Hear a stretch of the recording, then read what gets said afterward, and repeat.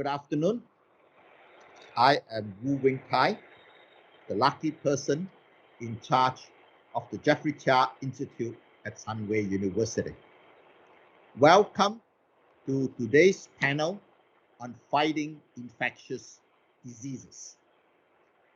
We will learn a lot today because we have a group of world experts to explain many complicated things to us and resolve puzzles that have been troubling us.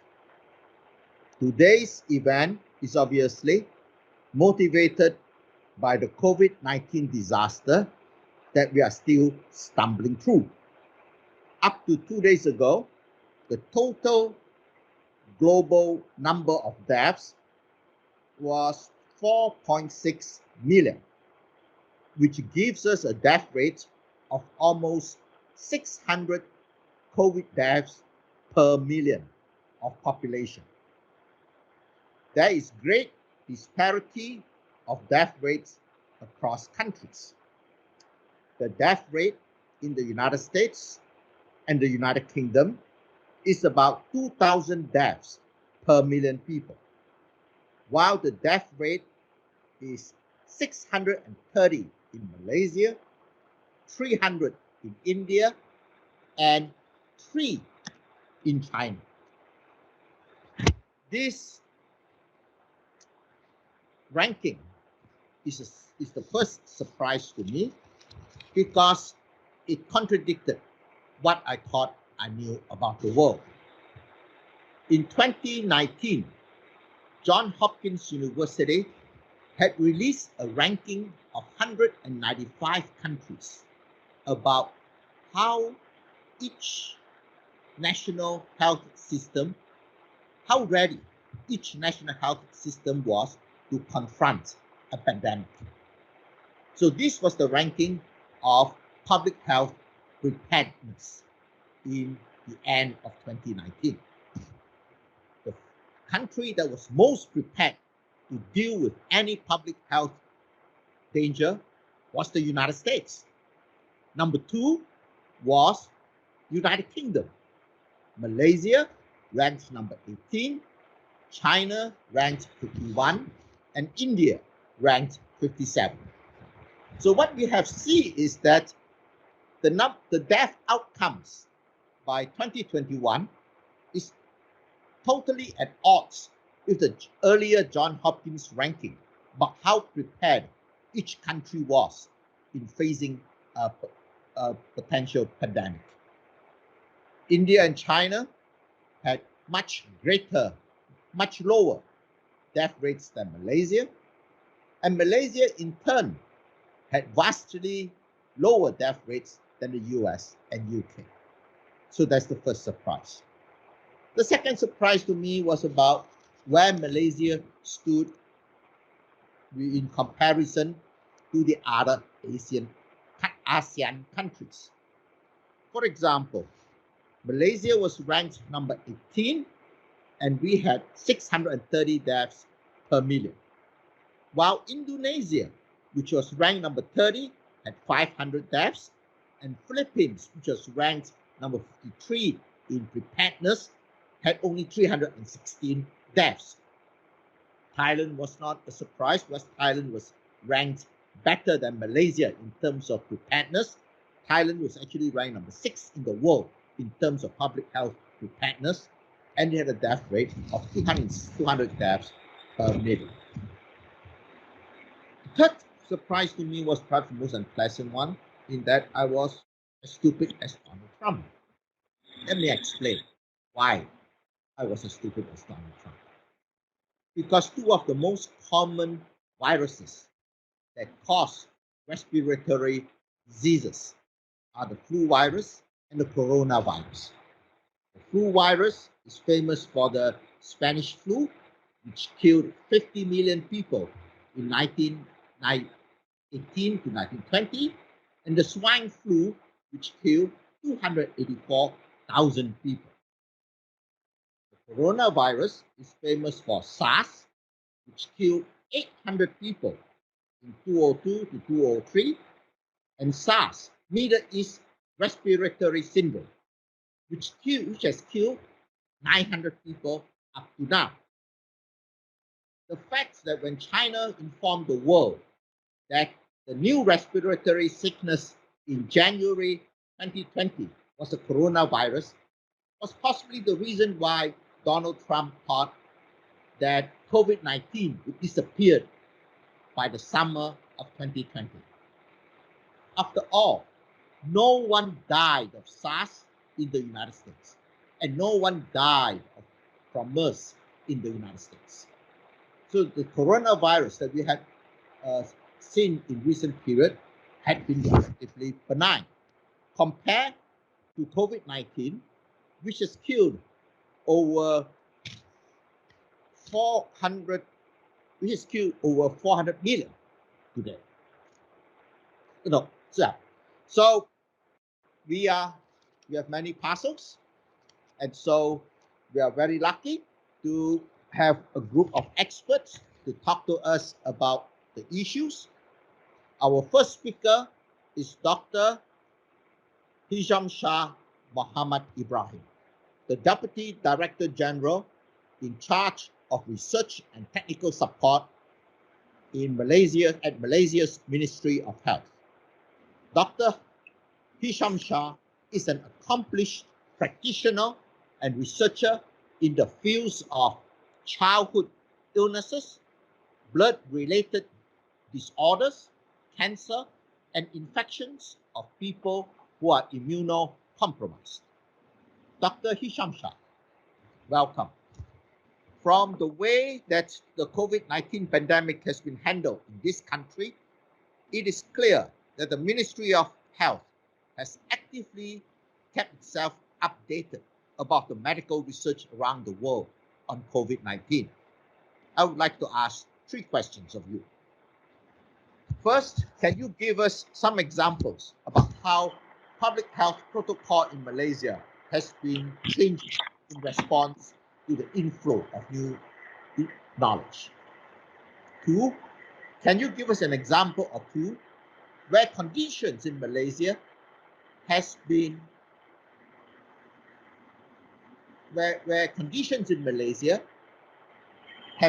application of the new knowledge infeasible, unlike in other countries?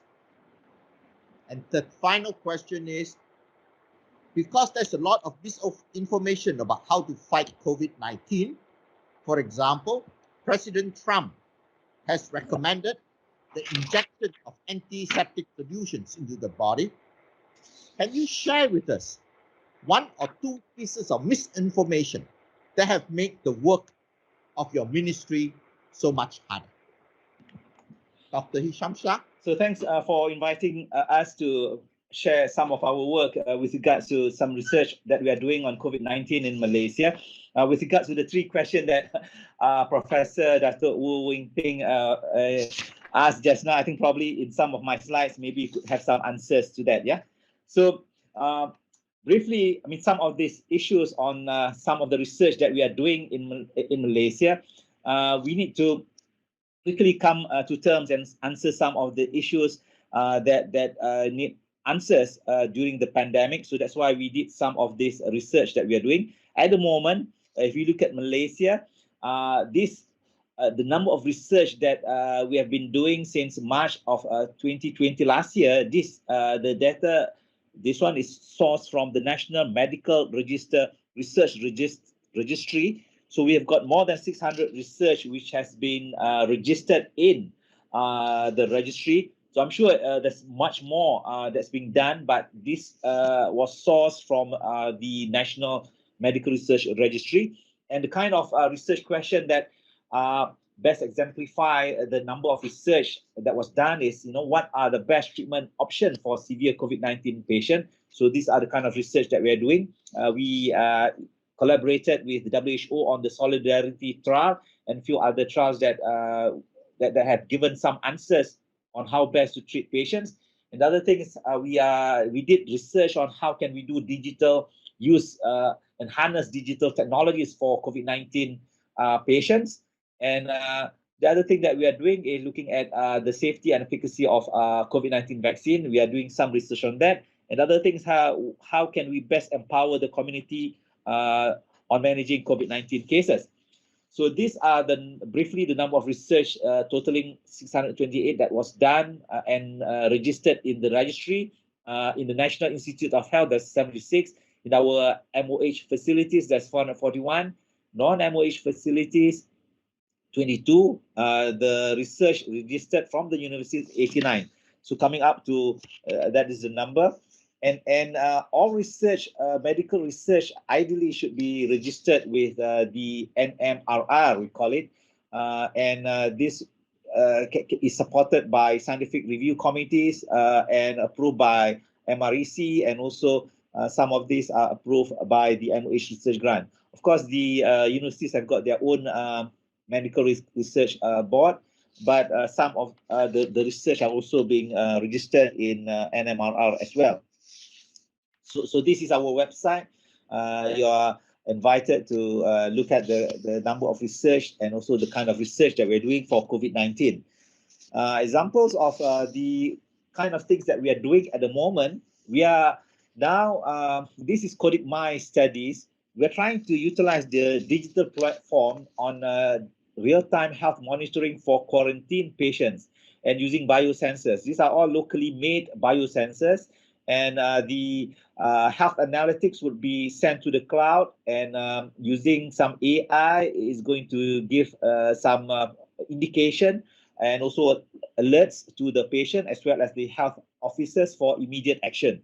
So these are the kind of things that we are trying to do so that we can develop these platforms for patients to be quarantined safely at home, and to be, advised on how to proceed with regards to either deterioration or improvement in their disease signs and symptoms.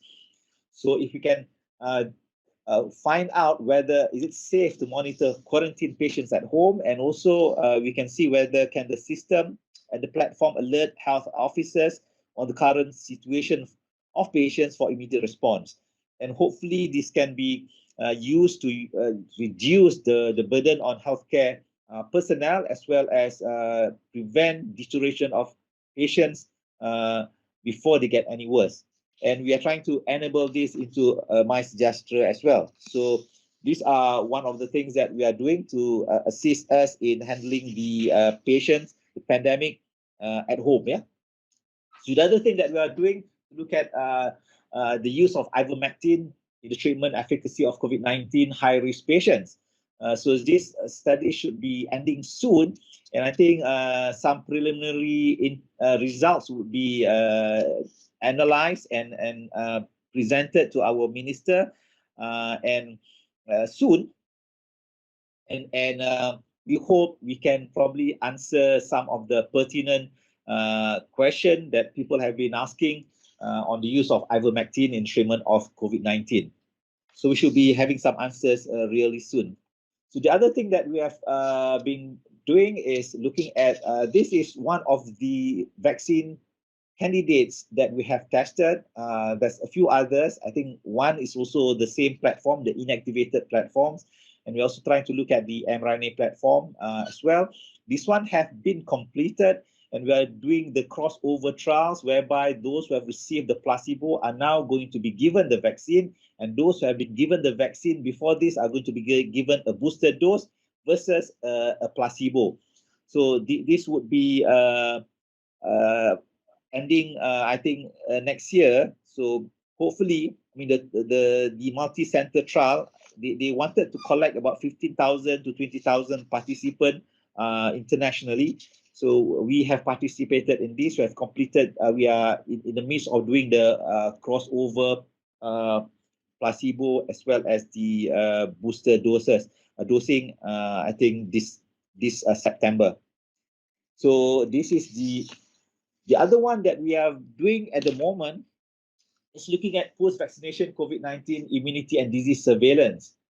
This is looking at the 4 vaccines that we are using, Pfizer, AstraZeneca, as well as Sinovac and CanSino. We've just starting to do the recruitment for participant for CanSino vaccine. So what we wanted to do is looking at the neutralizing antibody and also the cellular immune response following the vaccination of our people, cohort of people from each vaccine group.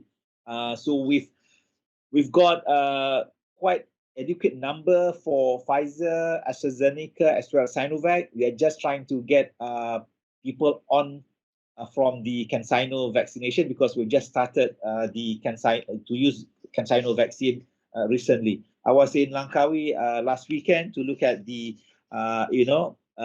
recruitment of participants from the CanSino arm of the study.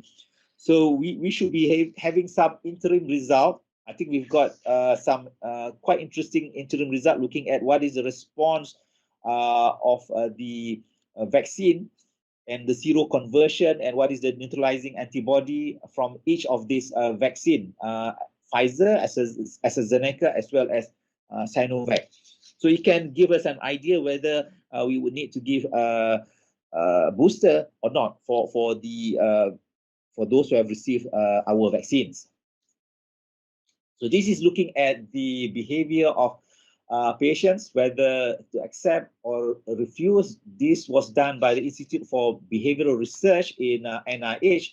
We've got quite a lot of participants looking at this, and it shows that earlier on there may be some numbers that did not agree to the vaccination, but over time you can see the evolution as people know that the vaccines are safe.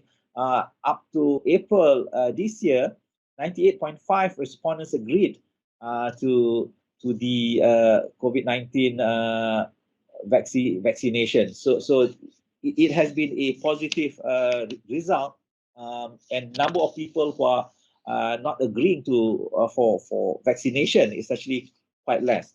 But of course, this number of patients who are against vaccination, they're quite loud. Although the numbers are small, but the misinformation that they give out can be quite substantial as well.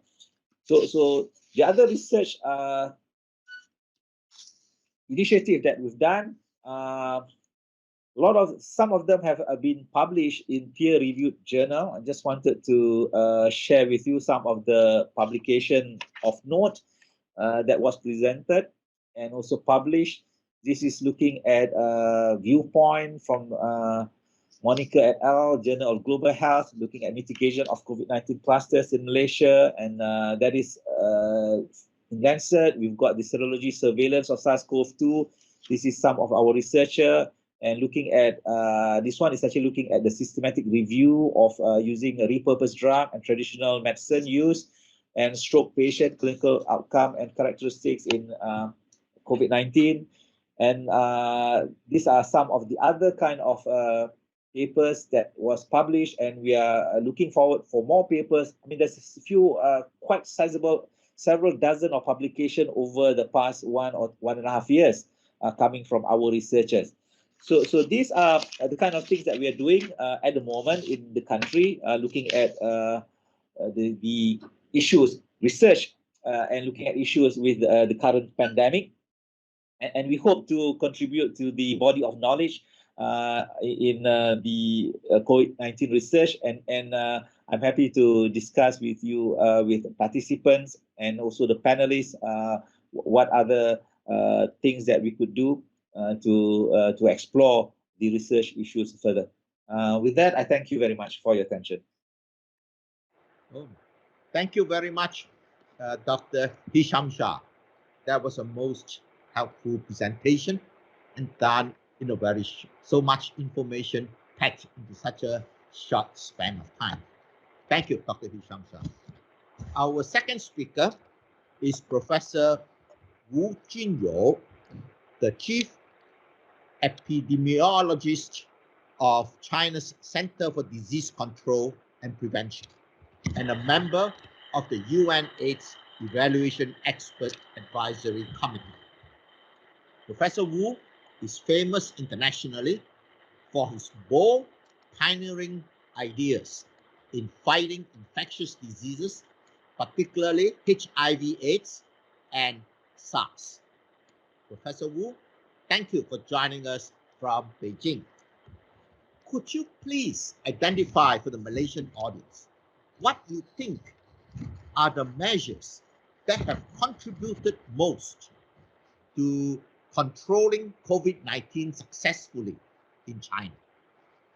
The Malaysian public would also like to hear your assessment about the debate on when to shut down tightly and when to open up extensively.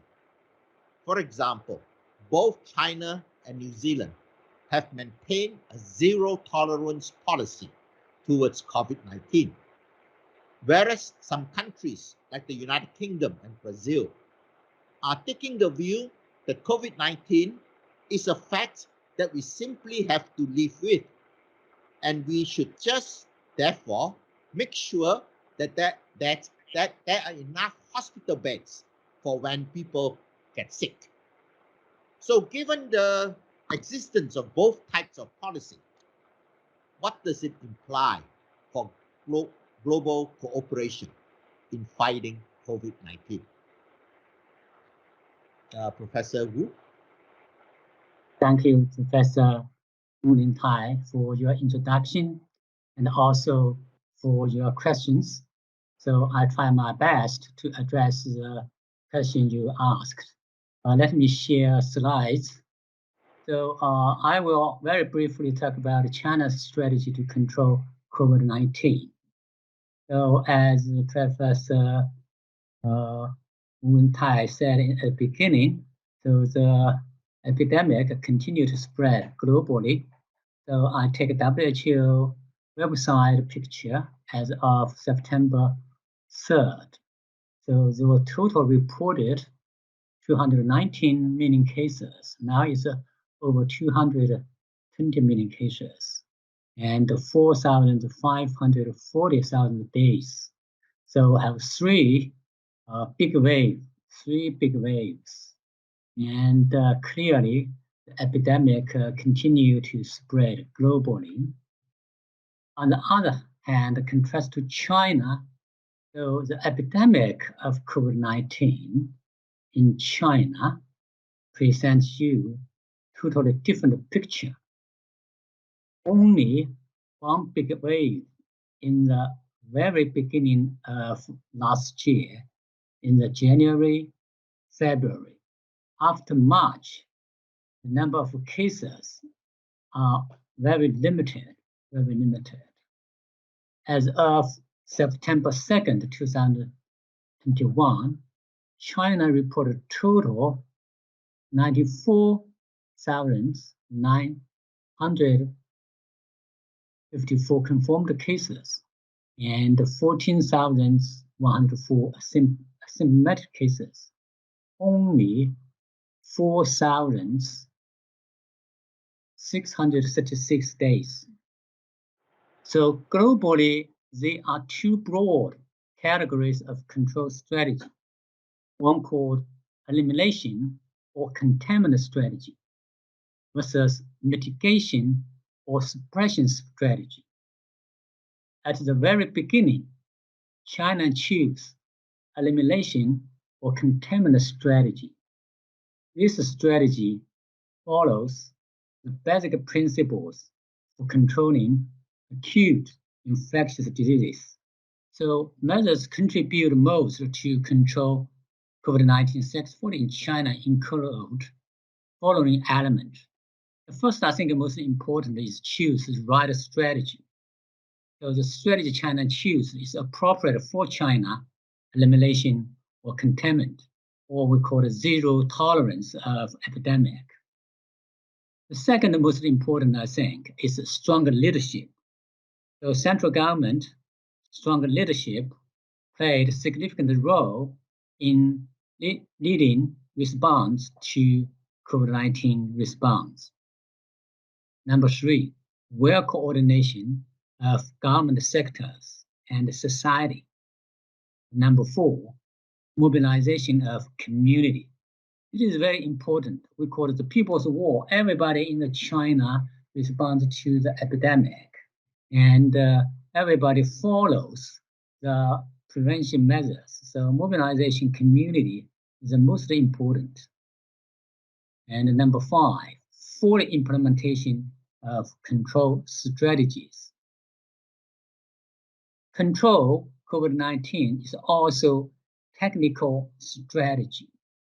So in China, technically, we have 4 strategies to identify all the cases and to prevent COVID-19 infected people to transmit it to others. The 4 strategies include for early detection, early reporting, early isolation, early treatment and care. That 4 earlier is the most important to identify epidemic in the early stage that give times to eliminate the epidemic in the early stage. Contact tracing. So we have epidemiological survey to investigate all people infected or contactors. So all the contactors are quarantined. Since May, RT-PCR become very important tool for rapid testing, large scale for screening people infected. That's very important to identify people infected in the early stage. The number 4, very, very important in China, all cases, even asymptomatic cases, are treated free of charge. So not just symptomatic, all asymptomatic are treated free of charge. So that put cases isolated and protect the public. Since spring 2020, there were 32 imported cases caused the COVID-19 outbreak in China, caused a total 7,151 cases, only 3 days. The smallest epidemic only have 5 cases. The largest scale only have 1,654 cases.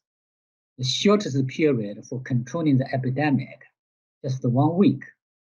And the longest period for controlling the larger epidemic, only 6 weeks. Only 6 weeks. China uses risk assessment tool to divide the district into higher, medium, and low risk area. This strategy will keep the number of people being affected to the minimum. The quick response to early epidemic will keep the time period as short as possible. People may know at very early, we have whole Wuhan city shut down. After that, when Beijing outbreak, so we divided area into smaller districts like a township or a street. So based on that division, so the number of people being affected will keep it in the minimum. We call that precise response. However, some experts may view containment strategy limits people freedom of movement, violation of human rights. What human rights is? Human rights should be specific. Freedom of movement is a part of human right. However, the most important human right is being alive, being healthy. Actually, preventing people from death and preventing people from sick are actually protection of people's fundamental human rights. If China had not used the containment strategy, and if we're assuming global cumulative incidence and mortality for China, then experts estimate China has prevented 40 million COVID-19 cases, has prevented 840 1,000 COVID-19 days. Therefore, China's strategy to control COVID-19 has maximized protection of human rights. In terms of vaccine, I believe vaccine is a very important strategy for controlling COVID-19 in China as in globally. Therefore, zero tolerance policy requires effective global cooperation in the area, like quickly vaccination everyone in the world, especially those in the poorest countries. In China now we have about 1 billion people fully vaccinated. So now we try to achieve the herd immunity. So that's the end of my presentation. Thank you for your attention. Thank you, Professor Wu. It's a very impressive account of an accomplishment that I can think of any other country has been able to do. But it is inspiring to the rest of us. And thank you for sharing the Chinese experience with us. And I'm sure many in our audience will have questions to follow up.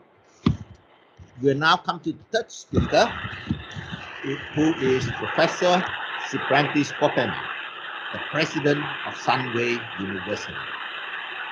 Professor Popema is a leading global expert on lymphoma pathology. He is among the top 2% highly cited authors in the world in the field of immunology. Professor Popema was president of the University of Groningen in the Netherlands from 2008 to 2018. During his leadership, Groningen rose to number 58 in the academic ranking of world universities. Congratulations, Professor Popema. For his great research contributions and stellar administrative leadership, Queen Beatrix of the Netherlands awarded him a knighthood in 2007. And President Frank Walter Steinmeier of Germany bestowed upon Professor Popema the Officer's Cross of the Order of Merit in 2020. Professor Popema will speak to us about pathogenetic mechanisms. Professor Popema, you are all ears. Yes, let me share my slides. So thank you very much for that nice introduction, Professor Wu. What I'll be talking about today is about actually the pathogenetic mechanisms of COVID-19 virus infection, but that's not all that different from other virus infections. This is quite a general principle. And if we look at that, there's a number of questions we can ask. And one of them is how does the virus enter cells? It's how it causes symptoms, for instance, the loss of smell. How does the immune system recognize the virus? And what's the role of the innate, which is the non-specific, and the adaptive, which is the specific immune system? Then there's the role of T cells and B cells. And many of us always have been reading about antibodies, but that's just a small part of the immune response against viruses. Then, of course, immunity from infection or vaccination. Basically, it's the same. Then there's variants, and the variants can be more virulent, so more serious. They can be more infectious, or they can lead to escape from the immune response. And then finally, I'll show one example of a therapeutic approach that's different of the other ones by an Israeli group. Many of the approaches, of course, have been with existing drugs, and they've not been terribly successful so far. So the size of a virus is shown here in comparison. So the huge thing to the upper right is a human hair. And what you can see there in the inset is the size of the COVID-19 virus in comparison. So you see 4 little blue dots there, which are the size of the virus in comparison to a human hair. Then you can see here, for instance, salt, a grain of salt. You can see bacteria. And here towards the left, you can see again the size of the coronavirus, which is very, very small, 0.1 micrometer. And a micrometer is 1,000th of a millimeter. Still, when you compare that to the smallest viruses like the Zika virus, it's still a lot bigger. The Zika virus is only 1/10 of the size of such a coronavirus. Now, when you blow it up, and this is one example, basically these are cartoons that are based on real morphology. And what you can see is that the virus is rounded or spherical, and that on top of the virus, there's a lot of elements. So these I called the famous spike protein. There's other proteins like the yellow and the red ones here, which are envelope proteins or other proteins that are on the surface. But by far the most important are these spike proteins. They're present on many viruses, and they are really the ones that are responsible for entering into cells. So the spike protein has a stem here, but importantly here, it has a receptor, a binding domain, which is binding to a receptor on the human cell. Now, obviously, humans do not have specific receptors for a coronavirus. So what is happening? Let me first show you this little cartoon of a virus entering a cell, binding, starting to produce new virus, eventually producing those viruses, and then exiting from the cell. So that basically is the idea of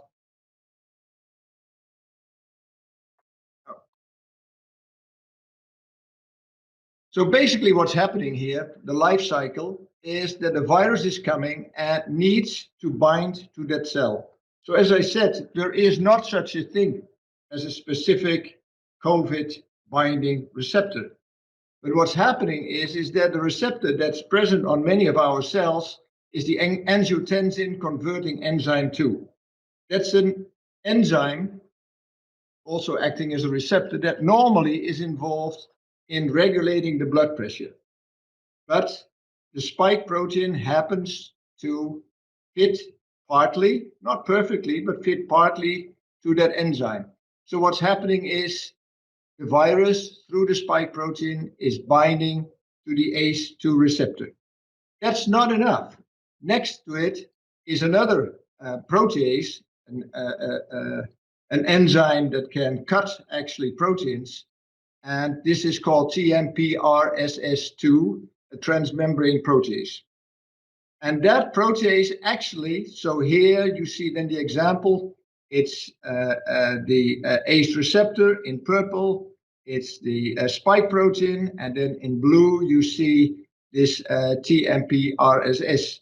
And it's cutting through this binding between these two. And when that has happened, actually the virus can connect to the cell surface and actually next can enter the cell. So it's accidental that ACE fits, or that I should say the other way around, that COVID-19 fits to our angiotensin converting enzyme, that there's also this. What it means is that only cells that have these two actually can bind the virus, and the virus can enter those cells. Once the virus is in the cell, it does a couple of things. The RNA of the cell, because this is an RNA virus, actually will be free in the cell. It will start making messenger RNA. The messenger RNA will introduce new proteins, and one of those proteins actually will stop the cell from all other activities. All of the focus of the cell now will be on producing new viruses. So it's producing new RNA and it's producing new proteins. And that's happening in the endoplasmic reticulum, which you consider the factory of the cell. where things are being produced. Then it's being transported to the Golgi apparatus, which is sort of the transport center. It's being assembled here. So the proteins will surround the RNA, makes new virus, and then it's transported out of the cell. And again, we need one more protease, furin, that actually cuts off a little part of the spike, so it becomes much more infective. So if furin was not present, COVID would be much less infective than it is now. And some of the mutations, and I'll come later to that have taken place, are also mutations in furin, are mutations that make furin cut better. So these, of course, are mutations in the virus, but furin then can cut it better. So which are the organs that actually can be infected then? Obviously, we all know about the lungs, and it's the epithelial cells in the lungs that have these two receptors. So they have ACE2, and they also have the other receptor. The trachea, the intestines, the skin, the kidneys, pancreas, brain, heart, and brain and heart can be infected because vascular endothelial cells also have ACE2, and vascular endothelial cells obviously are also involved in blood pressure. So it's very logical they have that. So basically, these are all the different organs that can be infected. There was a lot to do about the fact that many people that have COVID infection also lose smell. And the reason for that is that when you see here the olfactory nerves leading from the olfactory bulb in the brain, going to the top of the nose here. And then there are different cell types there. There are, of course, the nerve cells that are transporting the information, but there's also the so-called sustentacular cells, which are support cells for these nerve cells. And these support cells also happen to have the ACE receptor, and that's why they get infected and die and can no longer support the nerve cells, and that's why we are losing smell during COVID infection.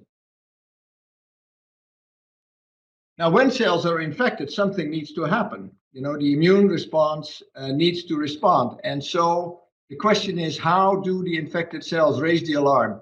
And basically what's happening, and this is a very complicated system, what you see here, but basically what happens is that we have some molecules in our cells that will recognize foreign proteins and some other ones that will recognize foreign RNA.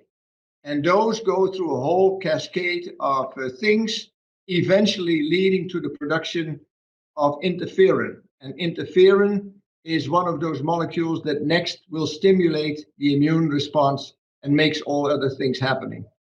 We know that this is very important, raising the alarm, because some people that have gotten various serious disease, particularly in young people, were found to have deficiencies, mutations, abnormalities of these different molecules that are present from raising the alarm to producing interferon. So this very first step is a very important step. Now, when we look at our immune response, you can basically distinguish between three different levels. There is, the physiological barriers. It's our skin, our mucous membranes, etc. Then there's what's called the innate immunity, which is non-specific immunity, and then adaptive immunity, which is specific immunity. Now here, of course, the virus can easily bypass the physiological barrier because the mucous membranes, the epithelium, happens to have specific receptors for the virus, so that's how they can enter. Now, the immune system is one of the largest organs in our body. It consists of lymph nodes, it consists of the thymus, the spleen, it's in our bones, etc. And so there's a very, very large amount of cells in our body that are involved in the immune system. Here, again, the innate system. So some of these cells I call dendritic cells or natural killer cells, the cells that phagocytose other cells, in other words, eat, etc. And then there's the specific one. Now, we've all been very much focused on this B cell because they are producing the antibodies that we can measure relatively easily. But in a virus infection, the T cells are in fact the most important thing. So these are T cells, and these T cells are two different types, in fact, many more, but we distinguish between these T helper cells and these C cytotoxic cells. So now here an example of an infection. Here's the red dot is where the infection is happening. So there's tissue damage, there's virus around, etc. And that makes that the blood vessels that are near become permeable, and then all sorts of cells of this innate immune system go towards the area of the inflammation. And it doesn't matter whether this is the actual infection or whether this is a vaccination. Those cells will get over there. But among them are also these so-called dendritic cells that will carry on their surface some of the antigens of these cells. And they will carry it through the lymphatics to our lymph nodes. In the lymph nodes, there's another system where cells will go from our bloodstream into the lymph node, and they will meet these dendritic cells and then get activated. And once they are activated, they will create cells that produce antibodies and cells that are cytotoxic cells. They go out of the lymph node again, enter the bloodstream, eventually go to the area where the infection is, and then deal with the infection. So there's a circular system here. So once again, a virus needs a receptor to infect. In this case, that's the angiotensin converting enzyme. It infects the epithelial cell. It starts producing large amount of new virus. In the end, actually, the cell will die.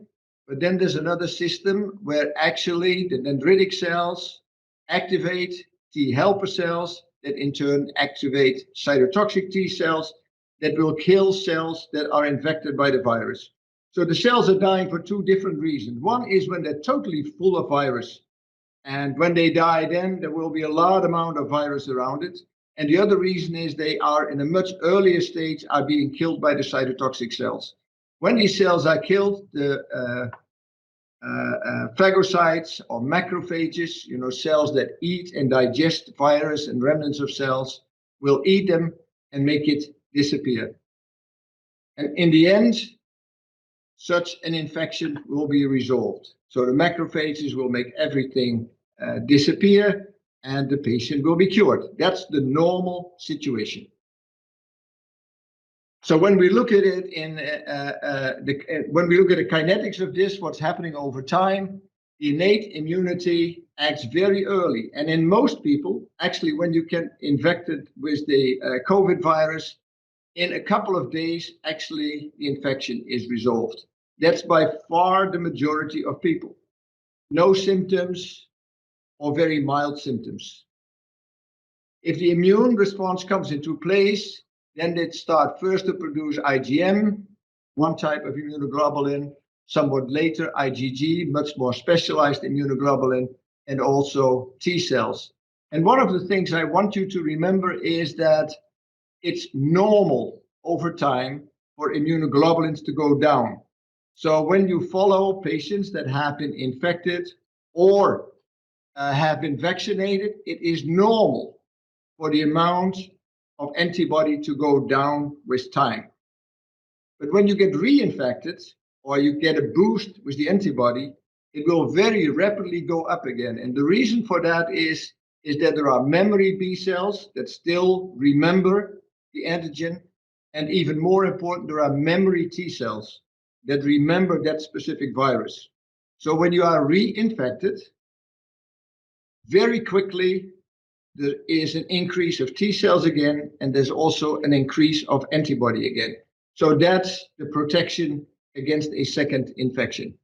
And if you look at the antibodies, yes, they are going down, but at the same time, they become more specific and also they work better. Now there's three, as I said, normally it's a couple of days, a week, and you recover from the virus. The vast majority of people. But there are three abnormal developments. And one is what's called the hyperinflammatory state. And people are talking about a cytokine storm. And what it means is that the immune system actually overreacts. That's much more likely to happen in somebody who is older, because not just our body is getting older, also our immune response is getting older. And when you get older, it is more likely that it will respond in this way. And this way means in this case that it's producing some of the cytokines that actually lead to this cytokine storm. So this is called interleukin 6, interleukin 10, and tumor necrosis factor alpha. And they are then produced in much higher amount and lead to this exaggerated immune response that makes the patient sicker rather than resolving the disease. There's a small group, very small group, of previously healthy children that have been diagnosed with what's called multi-system inflammatory syndrome. In fact, we do not know what is exactly happening in these children. It's very unusual to happen, and there's no clear explanation yet. But again, there's way more inflammation than there should be.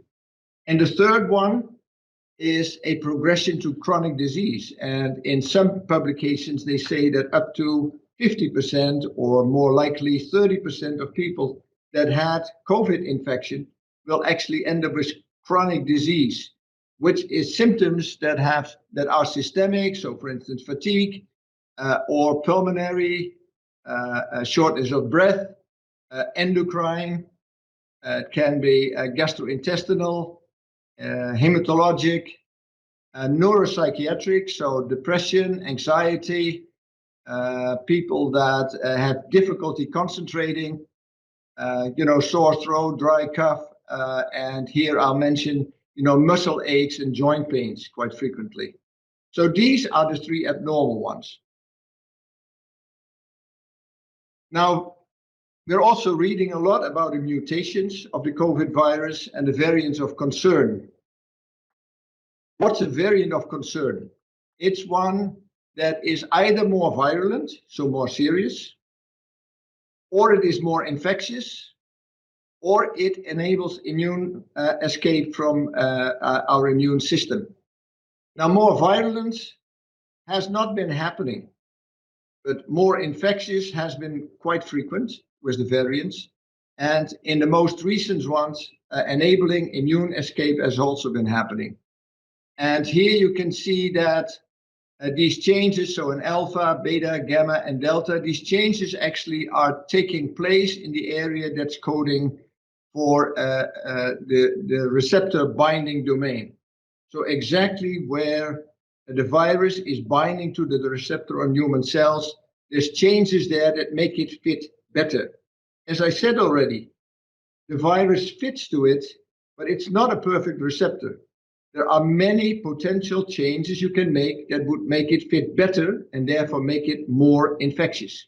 And that's in fact what's been happening. So this region here and right next, another region right next to it, is where most of the mutations have been happening that have been causing these variants of concern. Actually, here in black, we see another area which has been changed in delta. And this is an area that has to do with a loss of immunity. So that's basically the changes, either more infectious because of a better fit, or changes that make our immune response not recognize the virus as well. And finally, I'd like to go to one example of a therapeutic approach that's very different from all the other ones. So most therapeutic approaches have been directed at the virus, trying to make antibodies, trying to kill the virus. This was an approach by Professor Schreiber and his team at the Weizmann Institute in Israel. And they actually tried to produce what they call a cork. So they've been making structures that are very similar to the receptor binding domain of the spike protein. And what they did was they took the information of the spike protein and they put it in yeast cells and then actually made it mutate. And in fact, they looked at 1 billion different variants. So this is a huge undertaking, but it's very efficient. And what they found is that they could make fragments. So take this example. So this is the original receptor binding, which would fit into this area on the receptor on human cells. Then they looked at variants that actually would fit better. And the best ones they could make were 1,000 times better fitting than the strongest binding virus. So it shows, on one hand, that there is still the potential for many more mutations in the virus that would make it bind better. So that's the dangerous side of it. On the other hand, if you use only very small amounts of this cortin that can be produced in vitro, you can actually block the binding of the virus to the cells. So this would be a drug that would be really working. And what was important, of course, is that when you make a cork like that it would not influence the normal function of the receptor of ACE, which had to do with blood pressure. So they selected for ones that did not affect the normal function, but only blocked the binding of the virus. And so far, they've been able to administer it with an aerosol spray, so through the nose or the mouth, and they've been tested in hamsters, and they give indeed a very significant reduction of the infection. So I think this is, to me, the most promising approach of a new drug that could handle COVID infection. I'm not very optimistic actually about all of the repurposed drugs that have been tried. Basically, there's two things that have been working in people with this cytokine storm, which is, the very crude one of steroids, which will actually dampen the immune response, and a little bit more specific one with anti-interleukin 6, which also dampens that cytokine storm. So with that, I would like to thank you for your attention. Thank you. Thank you, Professor Pupema. That was a lecture in which I filled 5 pages of notes, which means there are 5 pages of questions too afterwards. Yes. We now come to Professor Dato Adiba Kamaruzaman, who wears many hats at University of Malaya, which is an acknowledgement of her many outstanding contributions as an intellectual leader and as an administrative leader. She is Dean of the Faculty of Medicine, Professor of Infectious Diseases, and Chair of the University Malaya Medical Center's COVID-19 Task Force. Professor Adiba is also Chairman of the Malaysian AIDS Foundation and a member of the UN AIDS Scientific Expert Panel on HIV. Professor Adiba, welcome. Let me start by asking, how should we increase our vigilance to new infectious diseases? And what should be the package of immediate response? Yeah, Let me ask a question from the left field, which is, how can we take politics out of science? For example, in the United States, wearing masks has become a political statement. And the fight and the global debate on the origin of COVID-19 is delaying global cooperation on fighting the disease. So how do we take the politics out of the science? Go ahead, please. Thank you very much, Prof Wu, for this invitation to join this extremely esteemed panel this afternoon. And we're going to change gears a little bit after that very, very exciting molecular level lecture. We're going to move towards a more policy level discussion. Now, your first question to me was, how can we respond to, let me just get your exact question to me. how to increase vigilance to new infectious diseases, and what should be the package of immediate responses. Now, I think most governments have long ago recognized that mass outbreaks of infectious disease as a global and national security concern and planned for the inevitability of future pandemics, including Malaysia. The US and many countries around the world had beautiful pandemic preparedness blueprints, but unfortunately, COVID-19 caught most of us unprepared, and mostly those pandemic preparedness documents were perhaps not adequately funded, and we were not able to execute those plans, even in countries that were, had all these pandemic preparedness plans and are much better off financially than we are. And horrible as it seems right now that we're still living through, what many would term as severe COVID-19 pandemic in our own country, unfortunately, many experts have warned us that this is not going to be the last. And as you said in your question, we need to continue to be vigilant and, be much better prepared the next time. Just to give you an example, in the last 50 years, we've seen increasing levels of new pathogens spreading through humans. The original SARS, obviously, MERS, our own Nipah virus in 1998, bird flu, Ebola, are all diseases that have jumped species in, and of course, the HIV itself in the last 50 years. And scientists have estimated that there is a high probability, given these recent estimates of increasing rates of disease emergence from animal reservoirs associated with environmental change, that there's going to be a high probability, unfortunately, of observing pandemics similar to COVID-19. Terrible as it may be to think that we're going to have to live through another one of these, and the probability of experiencing that is currently about 38%. Experiencing something similar to COVID-19 in one's lifetime is about 38%. So close to 1 in 3 chance of someone having to go through another COVID-19 pandemic, and that may double in the coming decades. So that's the bad news.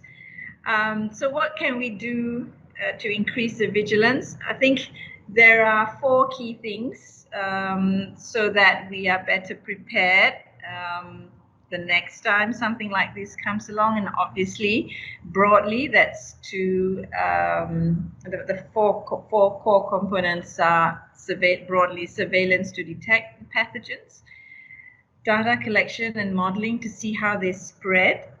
Thirdly, improvements in public health response and communication, and finally, development of therapies and vaccines.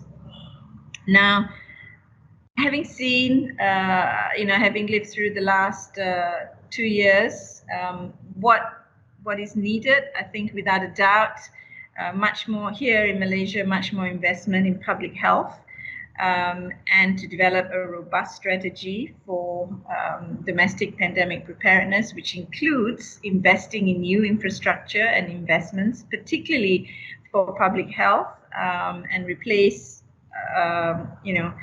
outdated equipment and surveillance systems with more robust, not just the hardware, but the software, and including human resource at both the specialist level as well as, contact tracers, etc., etc.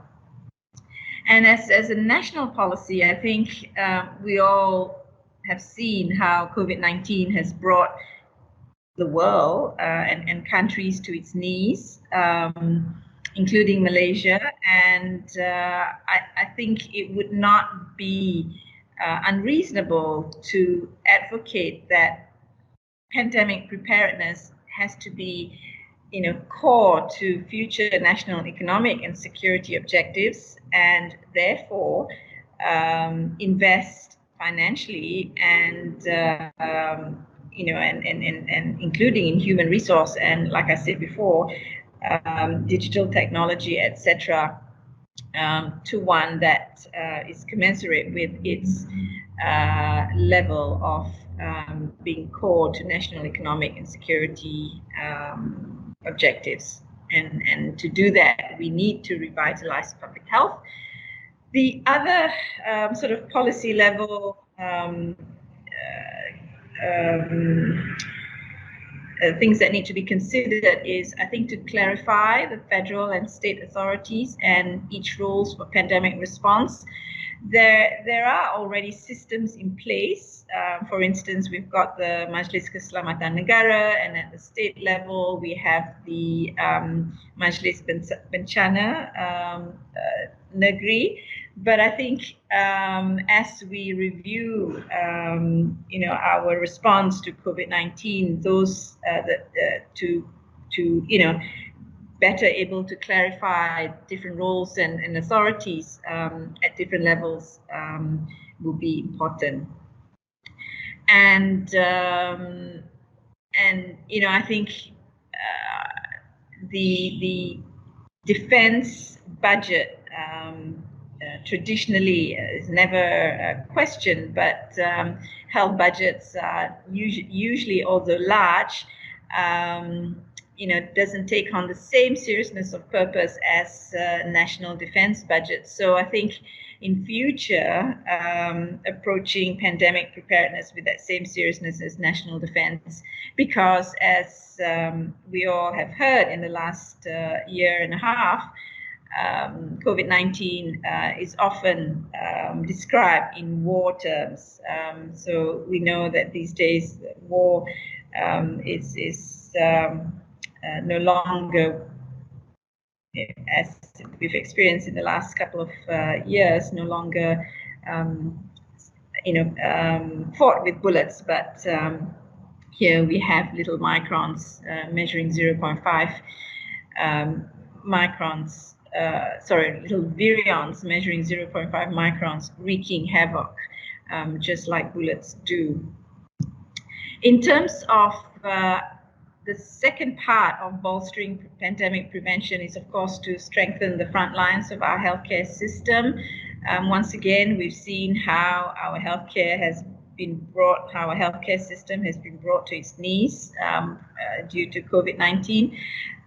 Some of the things that obviously in moving forward we need to do are investment in telemedicine to improve reach to patient populations and underserved communities, working hand in hand with civil society, particularly to reach marginalized communities, the ability to respond quickly, to expedite staffing reinforcement in areas where outbreaks are severe, task shifting models, and having a national stockpile of personal protective equipment are just some examples of how in future we should be, I guess, constantly prepared to respond very quickly. And finally, to answer your question more directly in terms of how do we improve pandemic detection, basically here, I think we need to strengthen our surveillance system, not just for humans, but also for the animal world. And the One Health concept needs to be embraced much more seriously and have surveillance systems in place. We need to utilize genomic technology much more extensively. We need to invest in, for instance, wastewater testing to be able to predict, to detect and predict the appearance of newer pathogens or resistance, so that we don't leave it too late. But more basically, I think observing the pandemic response in Malaysia in the last 2 years, I think at the very core, we need to strengthen our nerve center, which is the Pusat Kesihatan Daerah, or PKD, then our nerve centers for the pandemic response, and really need to bring them up to this, and equip them with automated systems and digital technology, because data is key in enabling us to do targeted pandemic response, targeted and quick pandemic response. So in a nutshell, I think those are the three big areas that we need to do moving forward in preparation for the next pandemic. Now, to your second question of in the United States, wearing masks has become a political statement and global cooperation has been distracted by the origin of COVID-19 debate. How can we take politics out of science in order to expedite medical response, increase public receptiveness, and mobile global cooperation? Now, I'm smiling because I think it is going to be difficult to take out politics out of the science in such a pandemic. And I don't know how many of you read an op-ed article in the New York Times from a couple of days ago titled "Science Alone Can't Heal a Sick Society." I know that for many of us, the mantra has been for this COVID response, follow the science. But I think this article brought to light why following the science alone is not enough. And let me read to you the first couple of paragraphs of this beautiful op-ed article. In the winter of 1848, a 26-year-old Prussian pathologist named Rudolf Virchow, and for those of you who are medically trained, you'll know that Dr. Virchow is hugely famous, not just for his description of social science, but for this Virchow's triad and many other Virchow's note and many other important medical terms that have been ascribed to him. He was sent to investigate a typhus epidemic raging in what is now Poland. So after 3 weeks of meticulous observation of the population that was stricken by typhus, he carefully counted the cases and deaths by age, sex, occupation, and social class. And he returned with a 190-page report that ultimately blamed poverty and social exclusion for the epidemic and deemed it an unnecessary crisis. And I quote, "I am convinced that if you change these conditions, the epidemic would not recur," he wrote, and his report became the foundational document of the new discipline of social science, for which he said, medicine is social science and politics.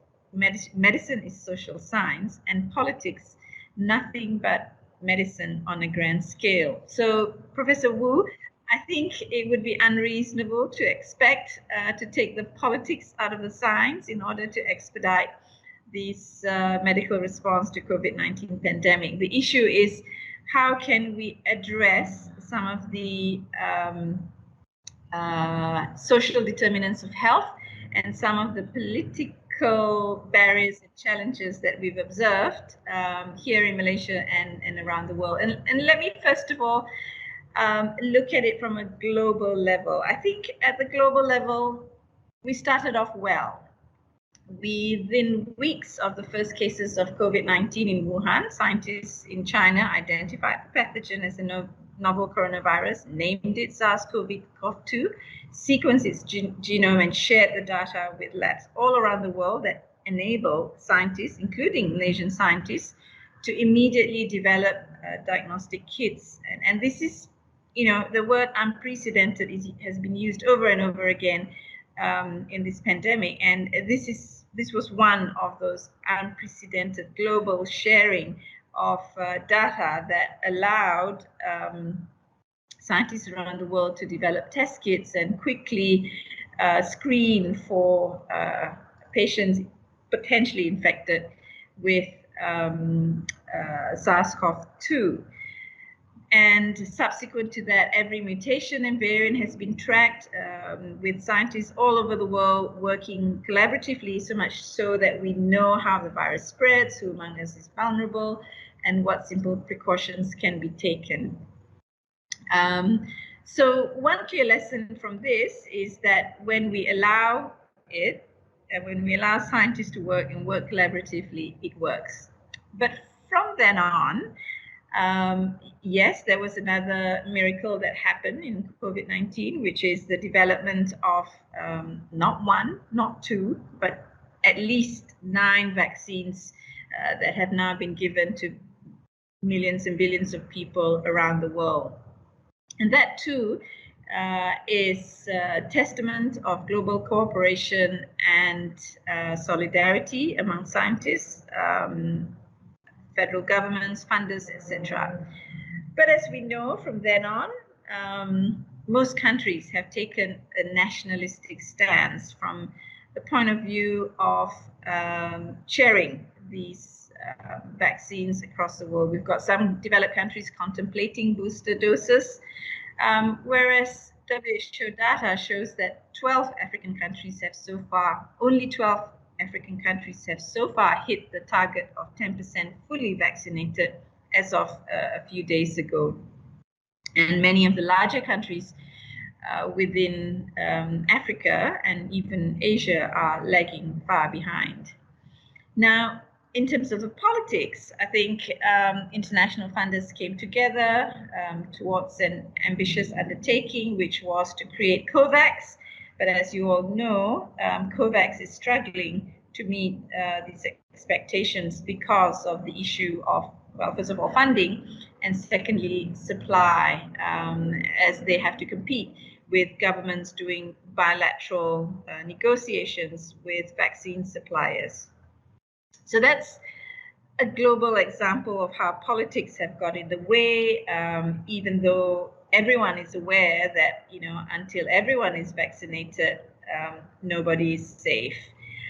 Ilona Kirkbush, who is currently the executive director of the Global Health Center, excuse me, but I've forgotten the full name of the institution that she's leading, has recently proposed that perhaps the time has come at the global level to think about having a global pandemic treaty to overcome some of these, you know, sort of global level political challenges that we're witnessing with regards to vaccine inequity. And she has proposed that it be modeled around the WHO framework and Convention on Tobacco Control, or even the Paris Agreement on Climate Change. So those are some of the kinds of political, you know, global level political you know, efforts and advocacy that would need to happen if we are serious about you know, responding to, well, even this current global pandemic, but the next and the next global pandemic. Now, like I said, at the global level, the global scientific solidarity has been solid, and you've heard our previous speaker speak about some of the large adaptive clinical trial platforms, the WHO Solidarity Trial, the Recovery Trials, the REMAP-CAP trials, that have enabled the inquisition of many drugs to, in these clinical trials, involving thousands of patients around the world, to give definitive answers that would have otherwise taken a long time, so much so that we now have 2 drugs approved for treatment of severe COVID-19, and that's dexamethasone and the IL-6 inhibitors, tocilizumab, and its and other similar molecules. So that's from a global level. What about the regional level? I think we here in Southeast Asia, frankly speaking, probably can do better at the regional level in terms of being more collaborative and overcoming some of the political practical challenges that is preventing us from coming together, for instance, in terms of advocating for vaccine equity. Unfortunately, what we're witnessing here in Asia is very much each to their own, not just in terms of vaccine rollout, but also in scientific cohesiveness and solidarity. In Africa, the African CDC I've been witnessing has been quite effective in terms of the scientific solidarity and also in terms of being a powerful voice, although the outcome of it we've not seen yet, but they've been consistently publishing as a consortium, advocating for vaccine equity and such like.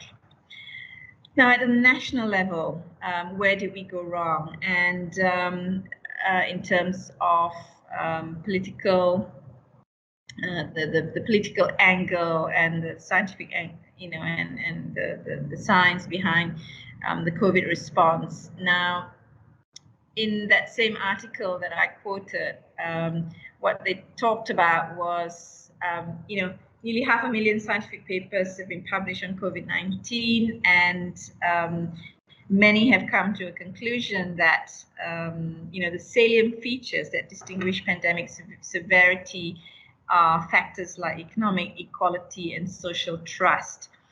And it comes as no surprise that pandemic struck most ferociously in countries ridden with political division and social conflict. Now, I don't need to replay some of the political division that we've witnessed here in Malaysia, but it would be naive, I think, for all of us to say that that has not played a significant role in our ability to better control the COVID pandemic. So, in addition to the political polarization, the other three important measures for an effective COVID response are social capital, trust in government, and income inequality.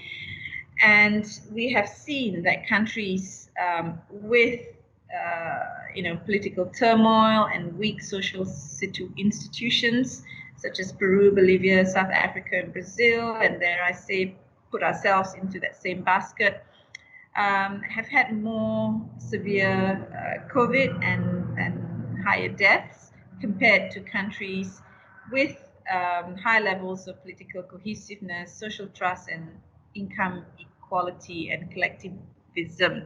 And some of these countries that have been singled out are New Zealand, Taiwan, Norway, Iceland, Japan, Singapore, and Denmark. So I've talked a bit about the political polarization that was there for all to see. The trust in government that unfortunately is something that we all need to work on. The double standards,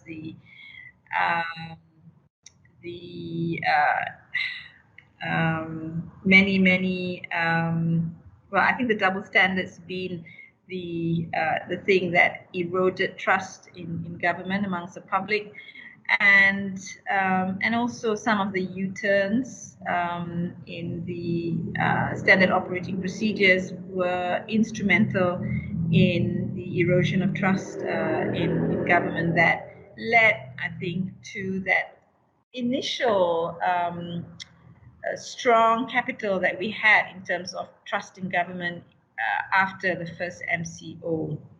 So now I think this current government has a big job to do in terms of regaining that trust, which is what many say is the currency for public health. The other thing is in terms of social capital, or the networks of relationships among people who live and work, enabling the society to function effectively. I think that has also to do in some ways with the political polarization that we're experiencing. And finally, of course, is the income inequality, and we witnessed this recently in the severe outbreaks, waves that we've seen in Greater Klang Valley, where those most affected have been, both documented and undocumented migrants, as well as people living in urban areas with high density, such as the PPR flats, where perhaps the level of disease awareness and ability to respond is not as strong. So I think, Prof Wu, those were some of the things I wanted to share with you in terms of, I think it would be difficult to take the politics out of the science to expedite medical response. And the truth is, I think you do need politics, or more specifically, you need leadership, political leadership, political will to move the science. I think the science informs, and really political leadership enables, whatever scientific policies or policies based on scientific evidence to be executed. So I don't think you can take the politics out, but you do need the politics to move the science, if you like. So with that, thank you very much for inviting me, and I look forward to the discussion on this topic. Thank you, Professor Adiba, for sharing with us much useful information and deep insights across a whole range of issues. I now know that I can look forward and prepare accordingly for a 38% probability of another COVID-19 sort of disease coming along in my lifetime. I agree with, I find it very interesting, two of your observations about what we can do to control the destruction of new infectious diseases. First, by embracing the One Health principle because of the interdependence amongst species, and of the need to bring the information age to the local public health offices, because data is the starting block for effective public health actions. I have to say it is highly unfortunate that an asymmetry exists in your observation that one cannot take politics out of the science.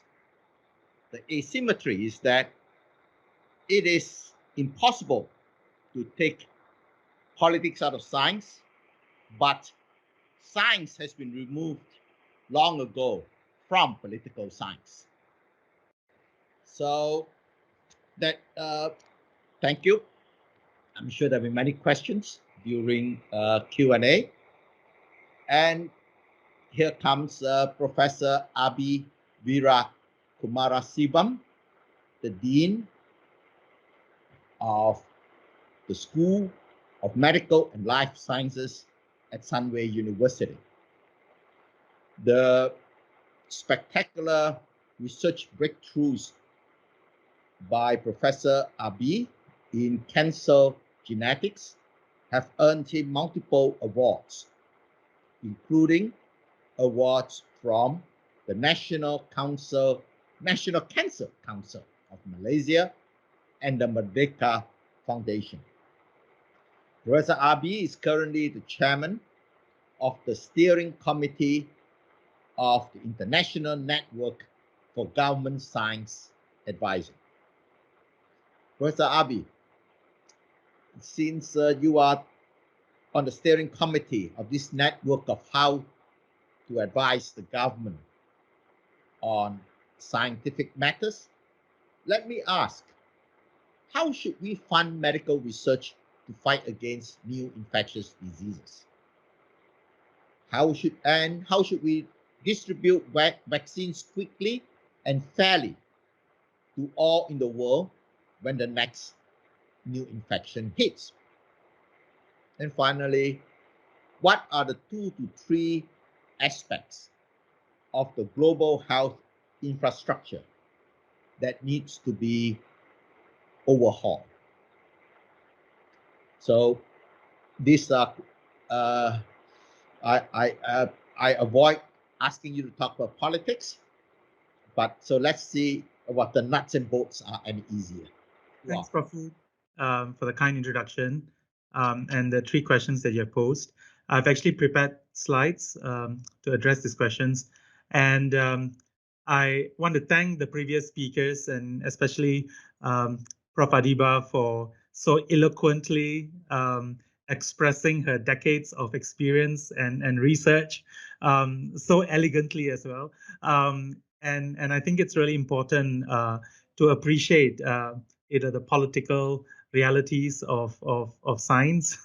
And also, I think to a certain context, Professor Wu, when you talk about economy, we can't also get away from the fact that, it is a political economy.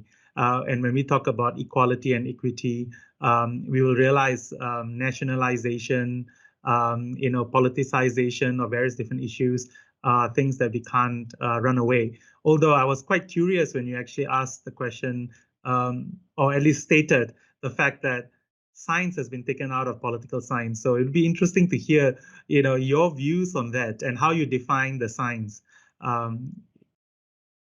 So to your first question on how to fund medical research to fight new infectious diseases, you are absolutely right. I think one of the major problems that we actually have is that scientists, as Prof Adiba talked about, how they've got all these amazing incentives, personal incentives to actually work together and to address. And a lot of times it's resources that limits them. And that's because a lot of the ideation processes that might be facilitated without money is then not supported with the longitudinal resource commitment that is needed to ensure that these ideas actually translate to something that's truly tangible. So the idea of how can we fund is really, really important. And I just want to build on what the 4 speakers have spoken. And I think the very strong underlying comment is the need to be able to vaccinate as many people as quickly as possible, and how immunization is extremely critical in this battle against this pandemic and future pandemics. But the reality is that majority of countries in OECD countries in particular spend only 2.8% of their healthcare spending in prevention, and even less when you think about immunization and detecting of diseases. And so how can we increase this funding? So one is, I think we can't run away from the potential of international synergy. So seeing how we can actually pool our money, and as Prof Adiba talked about the value of these solidarity trials and how it's been able to inform at a local level. Likewise, I mean, Gavi, what it has been doing, despite its criticism to a certain extent, although not achieving what it needed to achieve with the COVAX, still has delivered that hundreds of millions to many countries that maybe would not have actually gotten it. So it's really important to see how we might be able to leverage on pooling of resources of governments that potentially can even attract these public and private partnerships. But at a national level, I think it's also equally important to recognize that, a health issue like this pandemic and future pandemics is a security issue. And I think much like how the United States and its Department of Defense recognizes that COVID-19 is a security issue, I think countries like Malaysia also needs to be moving forward, recognizing that infectious diseases are huge threats to national security and to deploy these resources accordingly. And when we talk about this national funding, I think it's really, really important to see, even in countries in the US, they have actually started seeing how by combining budgets, you can actually boost the individual investment capacities of individual organizations and create the synergies even within nations. And this will potentially, amplify the efforts in addressing severe constraints and current budgets. This is not meant to criticize our current funding mechanisms. I think for economy of a scale in Malaysia, we have been progressively increasing what is called GERD, not gastroesophageal reflux, but how much money is actually spent, the gross expenditure on research and development. But the reality is that a lot of this is very fragmented and actually housed at various different ministries. This was a study that was done, which I co-led for the Science Outlook at the Academy of Sciences for 2017. The 2020 report is coming in 3 weeks' time. And what is very clear on the right, you will see that in Malaysia and many countries, there are many overlapping roles of funding bodies and facilitators and ministries. So you'll find that many ministries have small pots of money, which they will deploy. And so with that, sometimes we lose that opportunity for coordination and streamlining so that we can actually ensure that the real R&D performers can achieve the national and global priorities. And when you see the slides on the right or in the left, your left, you will notice that basically like when you compare the Malaysian R&D funding ecosystem with that of Switzerland or Britain or even in Singapore, you'll find that we have so many more actors. And unfortunately, the pie is already small, and I think it's a major issue. And so there has been calls for a streamlining of this ecosystem where we actually have coordinated research councils. And this is in line with making it a priority as a national security priority. Hopefully the National Science Councils, the National Security Councils, the National Economic Councils can all come together and actually fund projects more cohesively. Another important thing is also the way we fund. And I think to a certain extent, this is where measurements of research impact, which to a certain extent have been hijacked by our interest in ranking. And so therefore publications is measured as the impact or final impact of a output. And that to a certain extent has influenced the way researchers do research and the kind of research that's actually being funded. So you can see this graph shows you how the majority of R&D activity is in what is called applied research. And though applied research sounds very romantic and sounds, hey, that's great, that's application. Actually, applied research is the most early type of research with some application in mind. So it's not fundamental, but it's still very early research. And very little of this research actually becomes what is called experimental development, or what you might call commercializing or application ready type of research. And you can see in green, Malaysia really lacks this type of research. And this is something that we need to understand. Not everything is about commercialization, but certainly work like, for example, what Prof Adiba did with harm reduction, for prisoners or drug abusers, are examples of research actually translating to actual impact. And I think that's the kind of new ways to evaluate output, research output.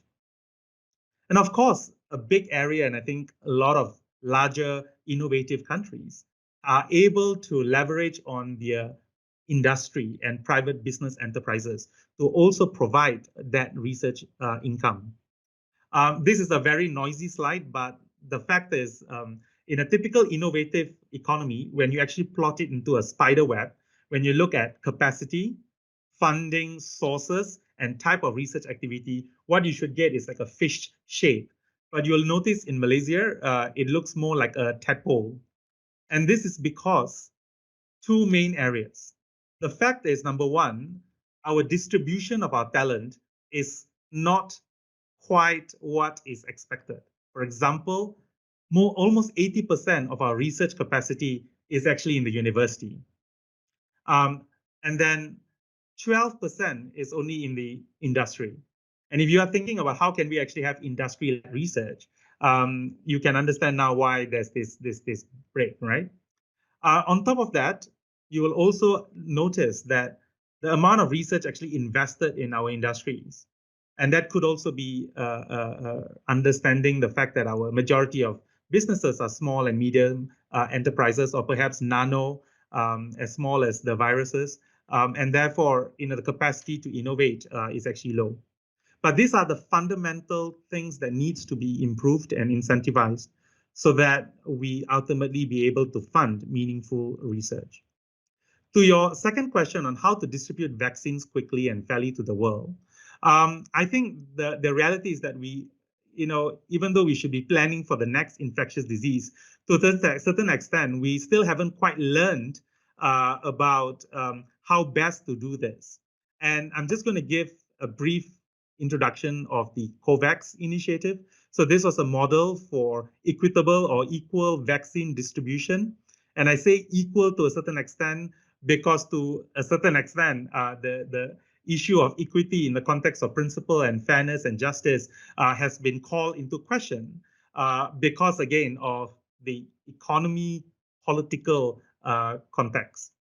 And here it's an initiative to hopefully introduce the responsibility of higher income countries in providing vaccines to the lower and middle class, middle income countries that may not have the fiscal or the political clout to have multilateral or bilateral agreements with vaccine producers and to acquire the vaccines that they actually need in a very short period of time. It's also an opportunity to pool resources so that investments can be made to, basically have a higher chances of getting those vaccines produced at a much higher rate. But a big problem has been how do you actually distribute these vaccines equally and freely without thinking about the political considerations, and that's proven to be impossible. The initial proposal, and that's a proposal that continues to be, presented, is called an equal distribution mechanism, where the first thing is to ensure that 20% of the population actually gets, this, and this should be the target group. Followed by the phase 2, where the focus will be then on the prioritized individuals. And finally, of course, having some buffer for special interest groups such as refugees. But when the modelings are made, you'll realize very quickly that even though it makes sense to focus on those that need it, especially those in countries where they suffer from all kinds of inequities and inequalities that increase their risk of the burden of disease, you'll find that the probability of high-income countries to actually support this or to be incentivized to do that becomes significantly lower. That any benefits for a targeted, equitable COVID-19 vaccine distribution will be nullified. And so basically, I believe that now that's been complicated by the shortages of vaccines and to an order of 400 million at this rate. It'll take a few, at least another 6 months to a year for us to truly appreciate what best model works and how we have to balance between a targeted, equitable distribution of vaccines to those who need most, but also to sufficiently incentivize those who can give those vaccines, are incentivized to give those vaccines. And finally, what are the three aspects of global public health architecture that need great overhaul? And I think, you're right about the use of word overhaul, and to a certain extent, this image of these cogs needing to be actually in the same direction is critical for the global health architecture to work. The first is, I think, to decolonize global health. And I say this, really, really passionately, and especially in the context of science advice. We have seen how it is so difficult to actually talk about priorities in LMICs.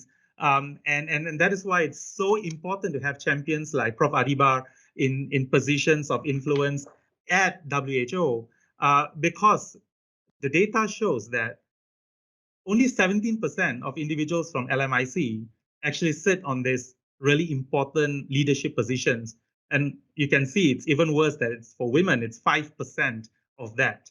And if you can't even get equitable leadership in positions and institutions that claim to be, promoting and championing equitable vaccine distribution or global health, what hope do we have? And so it's really important that we actually change that narrative and to really decolonize global health in that sense. And this includes granting greater research autonomy so that the global south kind of research is dictated both in terms of planning and prioritization as well as implementation by the researchers in the south. also ensuring that international funding is actually spent in the global south rather than on experts in the West. And finally, also working on decolonizing our own mental, colonial mentality, where an emancipation of researchers to think about even how we can unlearn and unthink some of these models that we have been trained in the Northern Hemisphere and actually benefited us individually. But are those the best models to actually replicate? Is there value to think about cultural and traditional beliefs within our ecosystems?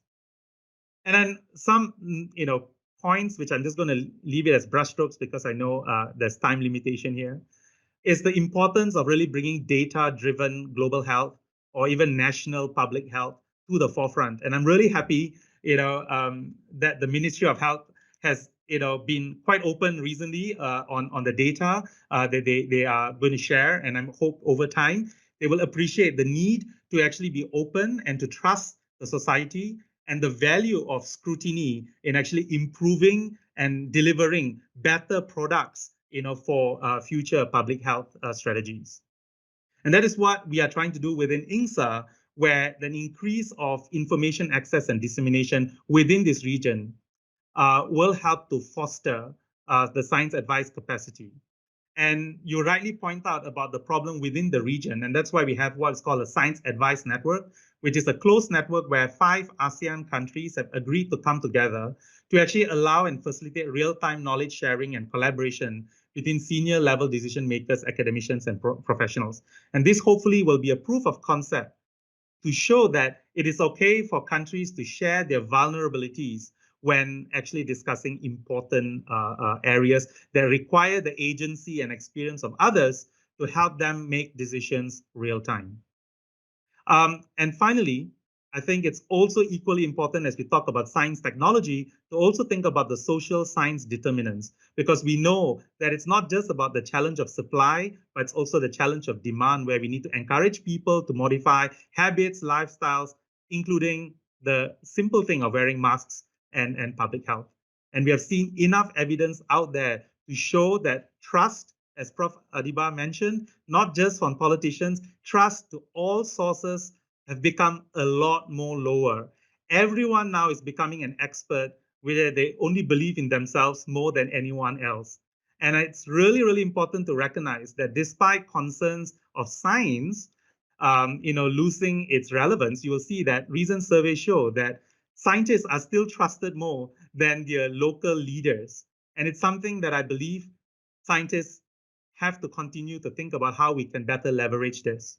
And that is, I like what Malaysia is trying to do, which is to make sure that the advances in sciences that we are actually investing on, even with more funding, actually ultimately will be palpable and tangible that can be felt to the everyday man on the ground. And that's only by aligning STI drivers with that of socioeconomic drivers. Thank you, Professor Wu. Thank you, Professor Abi, for your very good presentation. I think I will not summarize your talk because I've been flooded with questions. So let's move to it right away. Dr. Hisham Shah apologized that he had to leave early because he has a meeting with the minister, and Professor Popema will have to leave us shortly because he's joined another meeting. So let me get to there are basically, I have combined the questions together. The first question, first big issue is how reliable are the data? Because we read things like that the Indian death rate is actually 6 times higher than the official death rate. The question is, how reliable are the data across countries?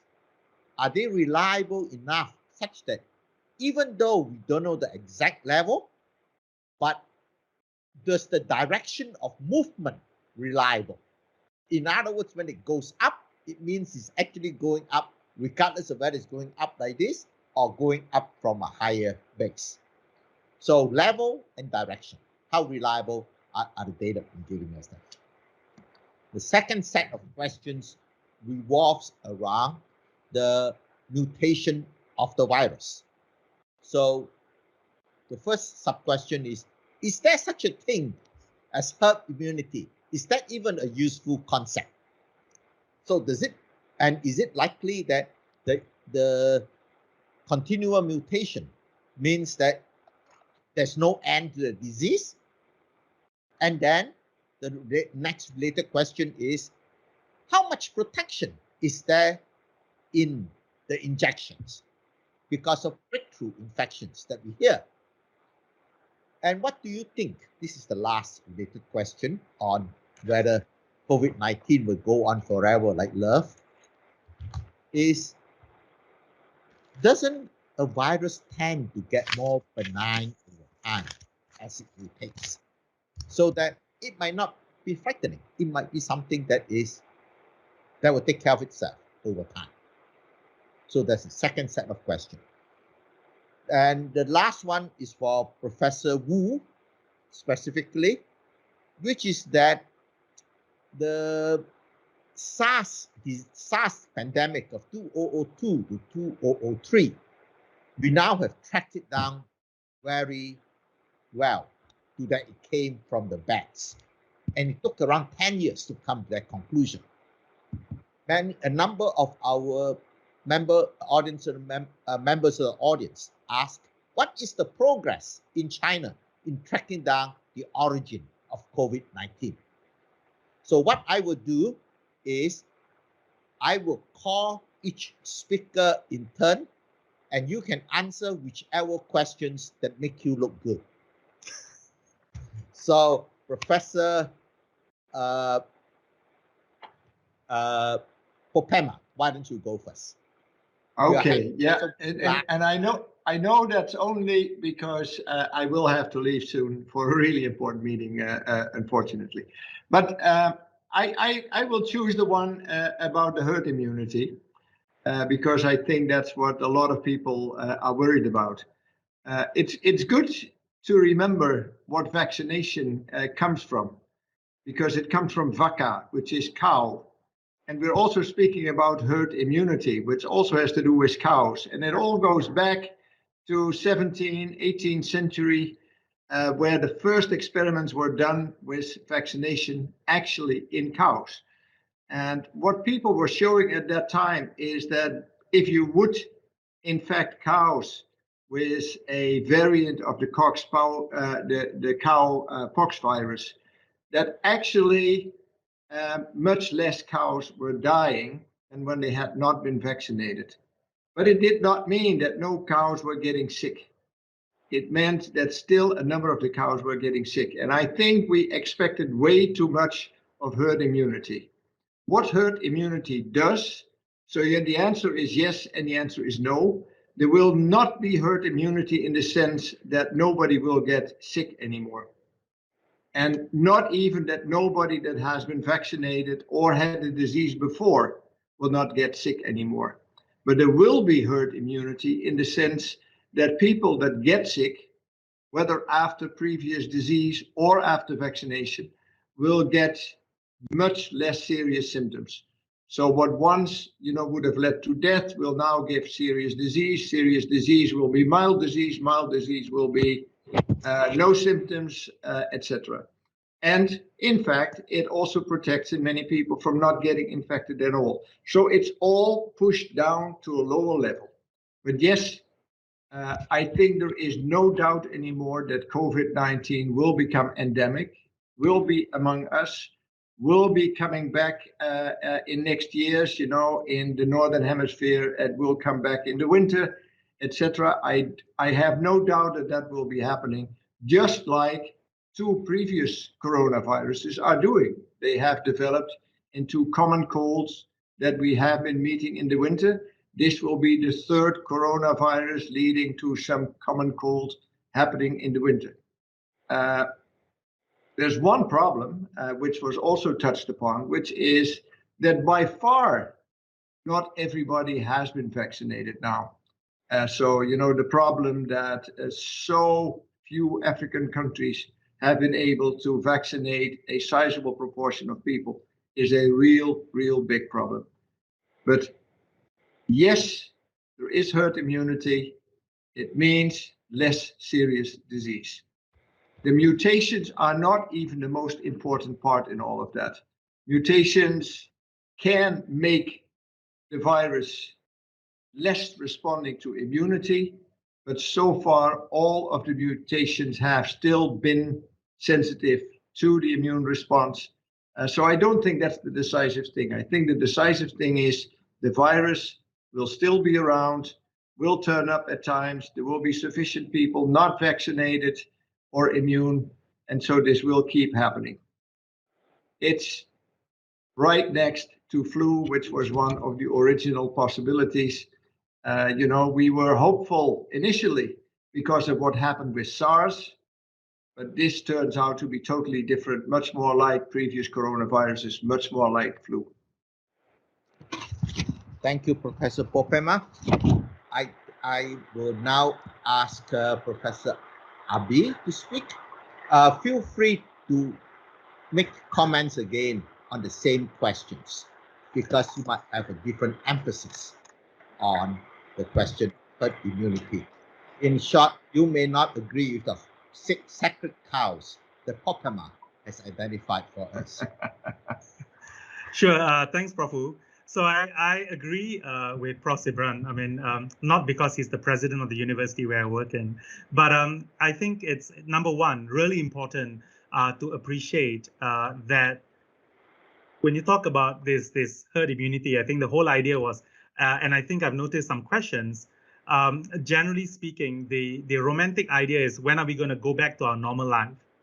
And I think that's really important to recognize that we'll never go back to a pre-COVID-19 normal. And I think that's really important to calibrate our idea.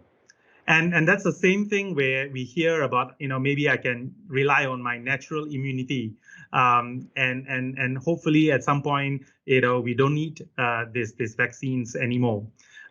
Again, this is another misconception. That basically the time scale and what endemic actually means also needs better understanding.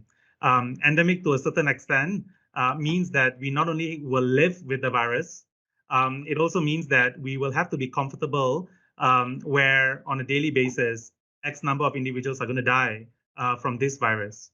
The only difference here is that our health systems perhaps are not as burdened in an epidemic.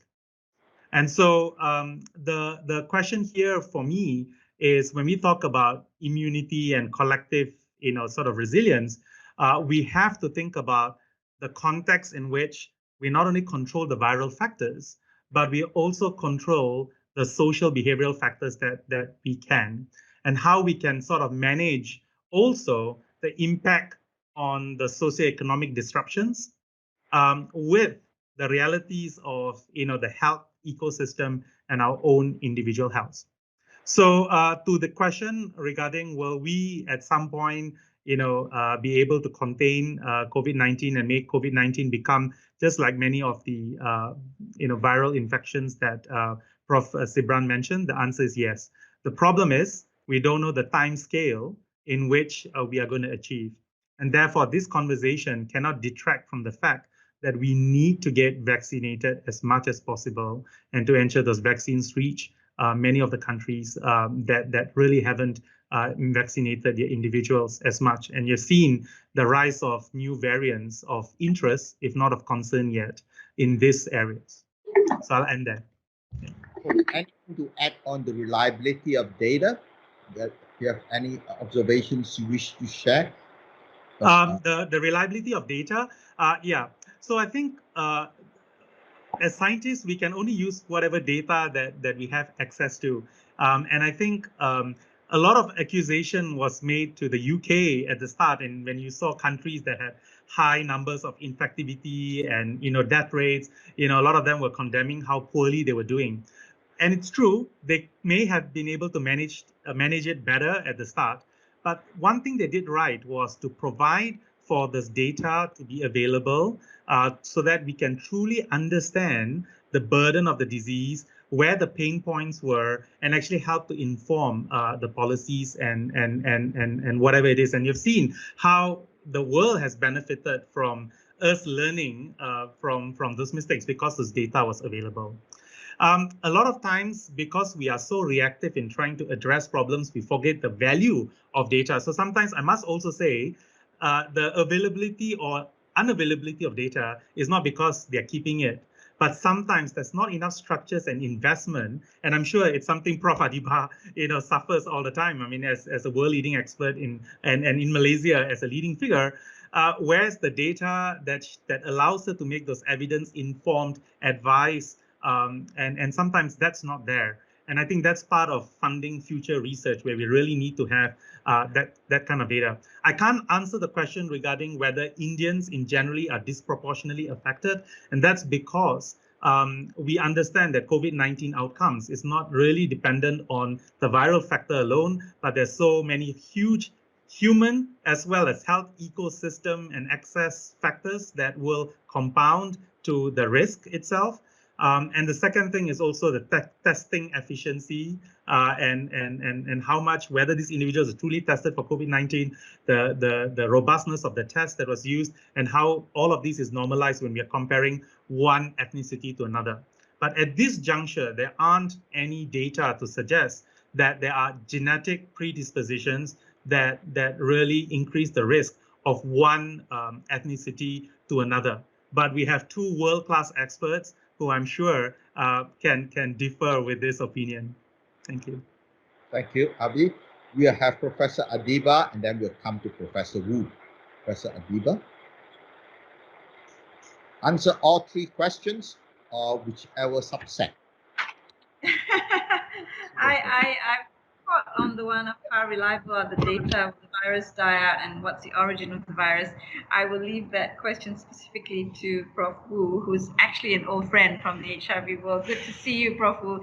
How reliable are the data? I think at least for Malaysia, what Prof Abi had mentioned, I've got to be honest, I think we've been struggling a little bit, and through no fault of anyone, but really the system was not in place to capture that data, whether it's the public health data or the clinical data. I mean, we're still inputting, patient data post hoc, if you like. And this is essential given that we are having to make decisions on the run. Again, clinical decisions or public health decisions. So I would say that for Malaysia, diplomatically, I will have to say that the data is as good as we have at the moment. It can be better, and the new administration is trying to clean up, and that's why there's been all this confusion in the last few days in terms of number of deaths, etc. It really is because the system was just overwhelmed, and we have not had the chance, I suppose, to put in an automated, digitized system network all across the country that would have enabled us to really, work on this a lot better than we have. I must say, I don't know what the experience is like in China, but certainly watching colleagues in Africa, the public health system in Africa benefited enormously from the HIV pandemic.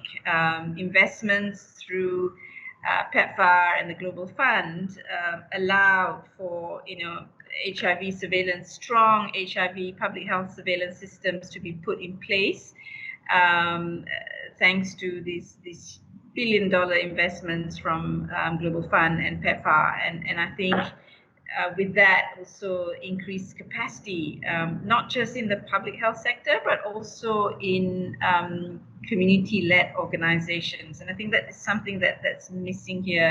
And I dare say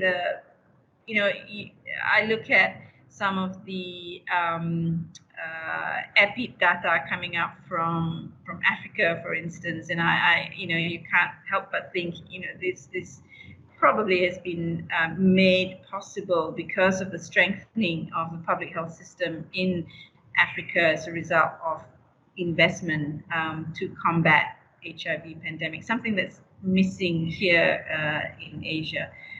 So that's what I want to say about data, that moving forward, we really have to invest in this. Thank you, Professor Deepa. Professor Wu, like you said, the first question is about data reliability. The second question has to do with what is herd immunity, what is herd immunity and how should we deal with it. And the third question was specifically asked of you. What is the progress that China is making on investigating the origin of the virus? Let me respond to the last question first regarding the SARS outbreak that occurred in the 2002-2003. So at that time, so China believed infectious diseases no longer threat to the public health issue. So most of efforts focus on or turn on to the chronic disease like cancer, hypertension, or cardiovascular diseases. So after SARS outbreak, so China strengthened the public health, that including digital data reporting system. The digital data reporting system in the China, each township can log on to the website. And in the Beijing, we can look at over 40,000 townships, look at all the reported infectious disease. That is a powerful tool to monitor infectious disease.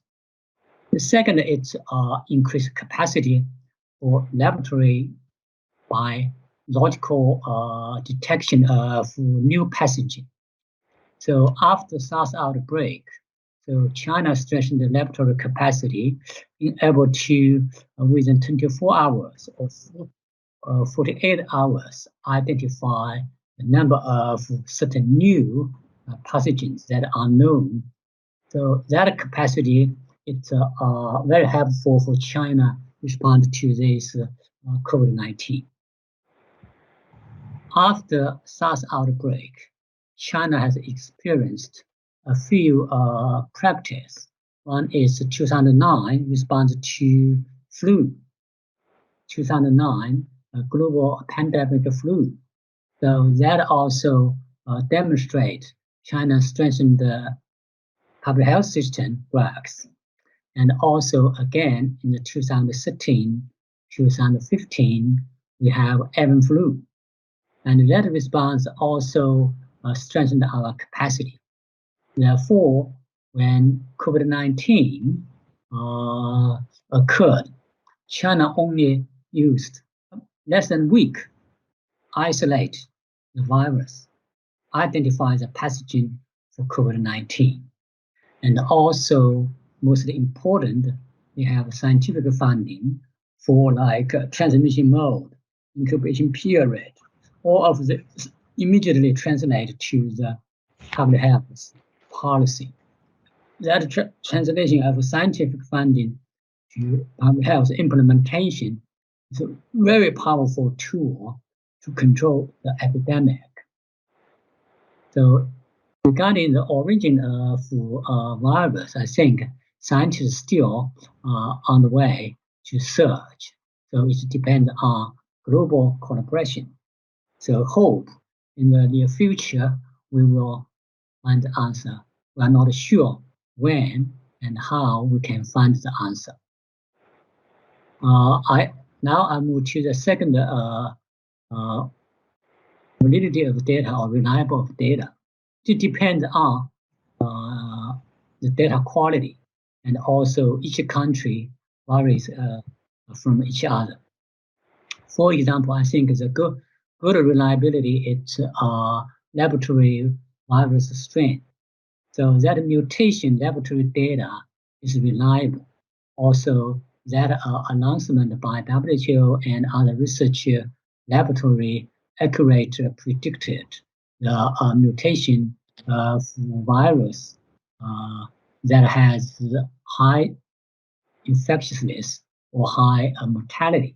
For example, Delta strain now become the global major strain circulate in the globally. Regarding statistics like epidemic data, it depends on the country, depends on the public health system. So the system is good, then the data may be reliable. I think the trends of data are more reliable than the actual data. Over. Thank you. Thank you. Well, I think I would allow you, the three of you, to ask a question of each other.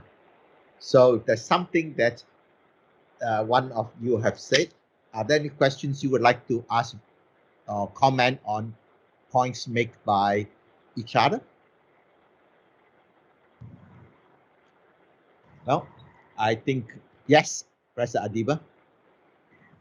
I would like to ask Prof Wu in terms of, one of the things that we struggle with in Malaysia is balancing the lives versus the livelihoods. I know now that, hopefully the vaccines will somehow reduce the need for lockdowns, but that's been something that most countries have been struggling with because of this whole containment mindset to try and bring the levels down to zero. And I just want to find out where China is heading in terms of living with the virus. How are you determining sort of what is the level of acceptability of the level of endemicity that's going to be acceptable?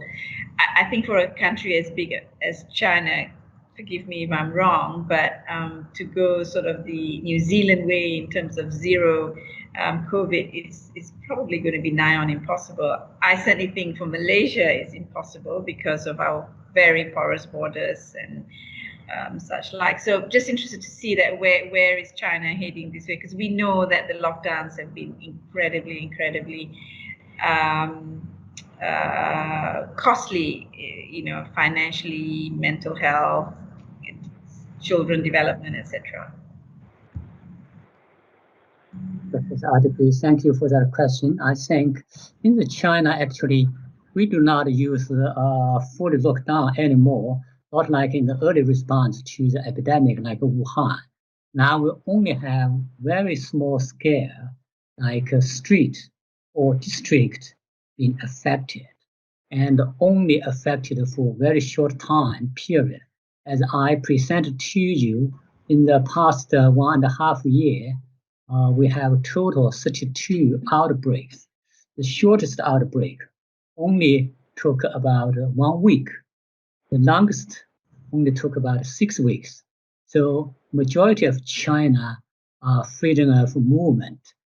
All the people in the society are free to work, free to live in. So there's no limit to their movement. Regarding vaccination and how can free movement, I think in China now we still use elimination or containment strategy. That a combination of public health with vaccination will be best to achieve elimination. So when will China fully get free of movement? That depends on the coverage of vaccination, and it depends on the movement of global epidemic. So that's why China every time move forward, we learn from what we are doing. So if we look at the history in the past year, for example, in the summer last year, when outbreak occurred in Beijing, we learned that imported seafood can cause outbreak. Then we put that in the government policy to reduce the risk of imported seafood by cold chain. We also, in the October, November, we identified contaminated cargo can also cause outbreak.